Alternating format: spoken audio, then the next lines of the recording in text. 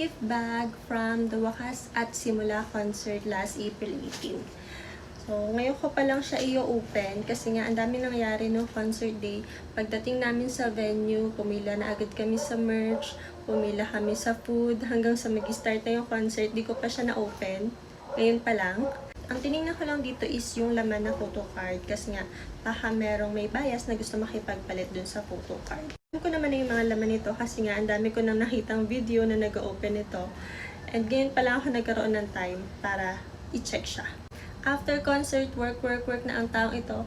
Kaya ngayon lang po nagka-time. Ang laman nito is laman na LED wristband. Alam nyo ba, nung start ng concert, di ba may part doon na parang nakalagay dun sa screen is itaas niyo yung mga LED wristband ninyo.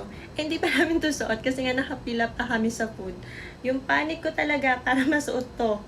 1Z Entertainment and Live Nation. So, automatic din tong umiilaw during the concert. Pero, pwede nyo din naman siyang i-manual. Nyo lang dito. Pipindutin nyo lang siya para mag-iba-iba yung kulay. During the concert, may nagka-control din ng ilaw na to. So, sumasabay siya. So, hindi nyo na siya kailangan pindutin. Ako napanood na video na may ikiklik lang siyang bilang, then automatic na siyang magpapalit-palit ng ilaw. So, try natin. Parang 11, ay 16. 1, 2, 3, 4, 5, 6, 7, 8, 9, 10, 11, 12, 13, 14, 15, 16. Then, automatic na siya. Hindi nyo na siya kailangan pindut-pindutin. Ang galing, di ba? So pretty niya. Siyempre, pag i-off nyo na, diin nyo lang ulit. Naka-off na siya. Lanyard. Ito pala, kinuha ko din pala to nung concert. Kasi nga, sinuot ko to nung concert. Then, nakalagay din dito yung Wakas at Simula, yung 1Z Entertainment, Live Nation, and same din sa likod. Apple. Shape ng apple. And ang meron pa is yung sombrero. Uy! May sombrero! Kita nyo dito sa sombrero nakalagay Wakas at Simula. Then sa likod may SB19 logo. Black siya. Pwede natin siya. So, pwede naman din siyang i-adjust kasi na-adjust naman siya sa likod. Adjustable naman siya. Yan. Purong nyo lang dito sa likod. Medyo maluwag siya. Kaya pasikipin natin konti. Okay. Perfect.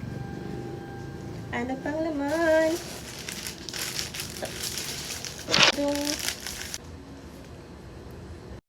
Uy! I think it's bandana. Lagay ko to dito. Or dito.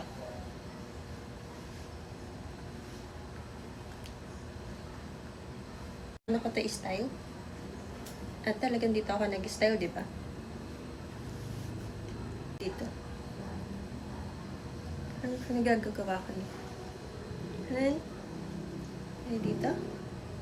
Yan. Fashionista yarn. Uy! Uy!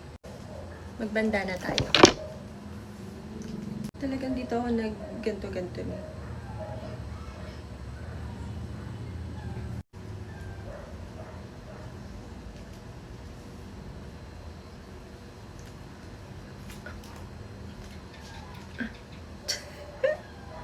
Ayan.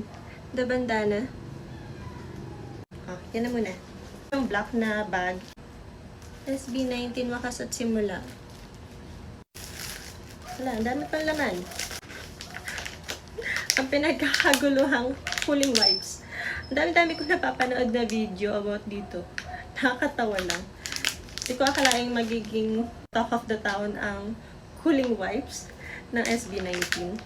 Ang laman pa ay SB19 ang paano i-pronounce? Fun Picket. Wakas at Simula. And syempre sa likod, ito ang totoong magpapasaya talaga. Ay, SB19! Ang picture nila. Uy. Pagkat! Ano ba tayo sa pagtulog? Next. I think ito yung poncho. Pwede ko ba siya i-open? Siyempre, pwede ko i-open kasi sa akin na to. Oh my gosh. Wala, baka pag in-open ko to, di ko na to mabalik ah.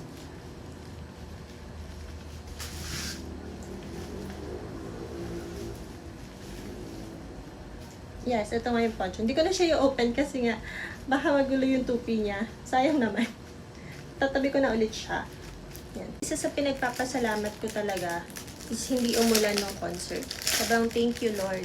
Parang ang daming activity na hindi magagawa kung umulan yung concert. And mahirap din para sa mga attendee, sa buong production. Sobrang swerte din talaga natin na hindi umulan ng concert. And ang dami din nagawa, pati yung mga activity, yung mga fan project. Thank you po. Ang highlight ulit ng pag-open ng gift bag, ang random photo card na nakita ko na talaga nung concert. So, ang nakuha ko is ang bunso, si Justin. Alam niyo ba, madalas ko makuha si Justin sa mga random photo card. Pero, lagi siyang napupunta dun sa kasama ko na bias siya. For this concert kasi, nakuha niya na si Justin, so hindi na siya nakipagpalit. At ngayon, meron akong Justin photo card. Hello Justin. I-post ko din yung video ko na puro bunot ko siya. Kung si Pablo, ang bunot niya lagi is si Josh. Ako, ang bunot ko lagi si Justin. So, yun lang po. Maraming salamat sa SB and Jawansi para sa napakagandang gift bag.